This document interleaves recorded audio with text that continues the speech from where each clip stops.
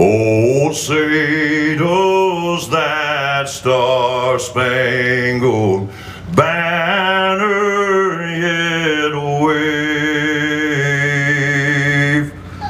o'er the land of the free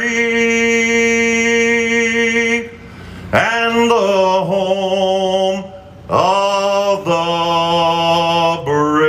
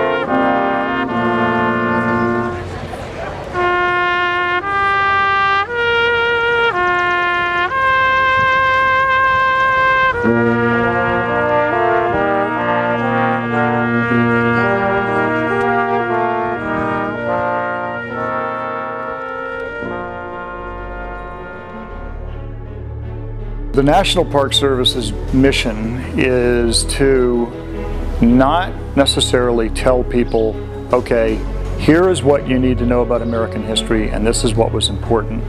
Our mission is to get people to think about what happened on these places like Gettysburg and contemplate what they mean to us today. The 150th anniversary of Gettysburg gives us a great opportunity to engage visitors, new visitors, younger visitors. What we're really looking for is a way to tell the story to more and more people and help engage them in saving special places like the Gettysburg battlefield. This is their American treasure, and we want to have a future generation take hold, help tell the stories, and help preserve Gettysburg. So we preserve Gettysburg for several reasons. One is it's the site of the biggest battle that's ever fought in North America. So there's 165,000 men who fight this battle. It lasts 3 days. 51,000 men are killed, wounded, and captured. It's the largest number of casualties in any battle ever fought in North America. This is one of America's sacred places. Tonight we are here to honor the dead, to recognize their courage and heroism, to mark this major event in American history.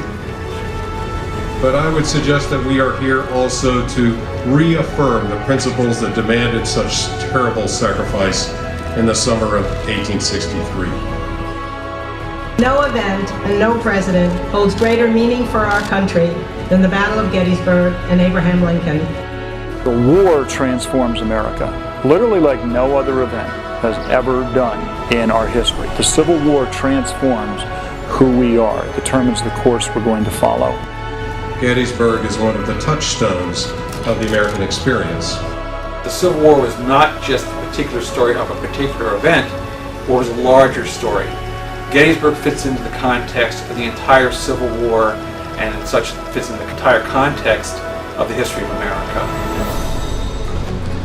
The Battle of Gettysburg changed the course of the American Civil War, and the American Civil War reaffirmed the course and structure of this nation. I believe with all my heart that history is about telling stories.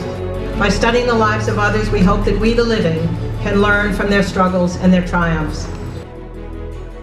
The lessons of courage, of honor, and of sacrifice instilled here at Gettysburg have something to teach all of us, and it is our responsibility to ensure its legacy continues.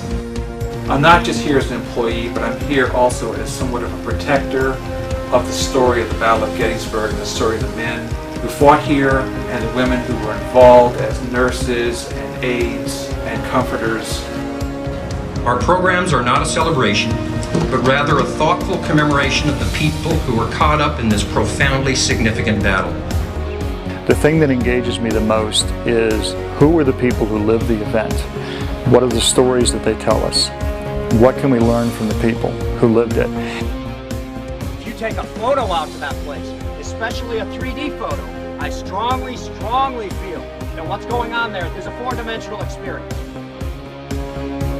Almost every single day I find something new about this battlefield or about the stories of the people who came here. The stories behind Gettysburg are very moving. I don't have any ancestors that fought here. I don't really have any ancestors that were even involved in the entire Civil War.